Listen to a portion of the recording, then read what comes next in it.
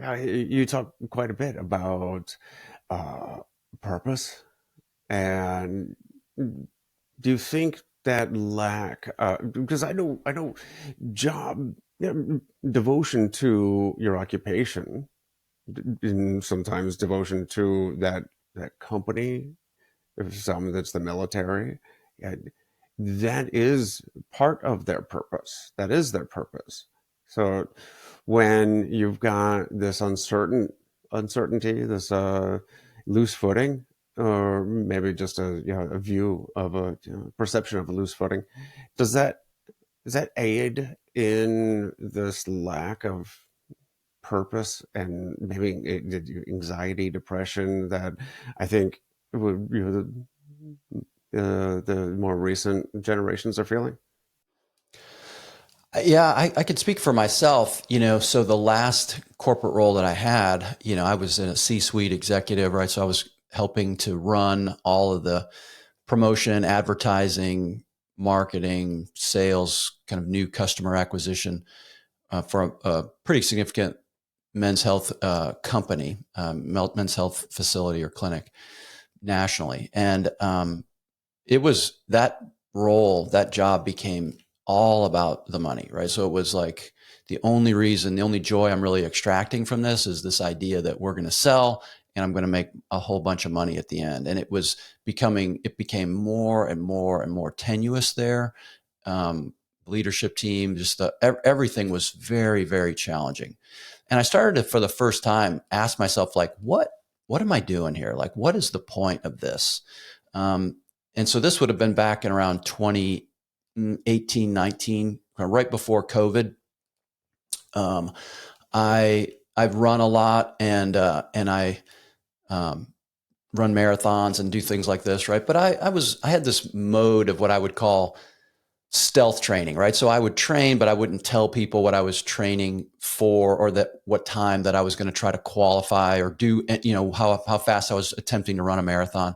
Cause I just didn't want to, if I missed that goal, I would feel disappointed if someone's like, oh, did you hit your time goal? And I tell them, oh, I missed it by a minute or two or whatever.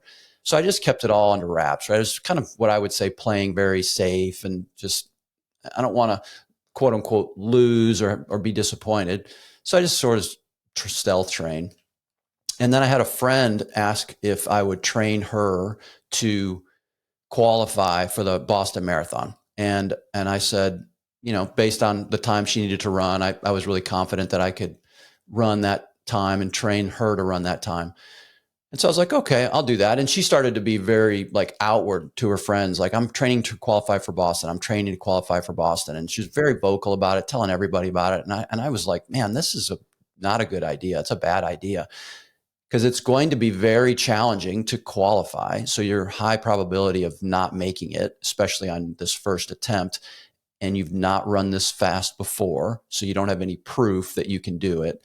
And so you shouldn't really tell anybody. But she did. She did tell people and everybody, basically. Um, and then when race day came, she had a really bad day. She was trained and fit and ready, but she just had a bad health day. So her stomach was giving her a lot of trouble. And so she didn't qualify. She wasn't even close. And yet I observed like she fought really hard to get to the finish, and she did finish. And when she did, she was happy. She was like joyful to be done. And when people would ask her, "Oh, did you qualify?" She was like, "No, but I'd finished." And I was really, so glad to be done and to finish it. And they were like, "Well, good job. You put it out there. You tried. Good job." And I was observing like, wow, the world didn't end, right? Everything kind of kept going. She had such a purpose and a mission to qualify that um, she was okay that she had tried her best and it didn't work, and life kept going. And I thought, there's something to that. So I decided I'm going to put this in the midst of like what a lot of turmoil was going on at work. I thought this will be a good thing for me to put a stake in the ground and do this something similar in terms of like, I'm going to set this bold goal for running and tell people I'm going to train and qualify for the Boston Marathon.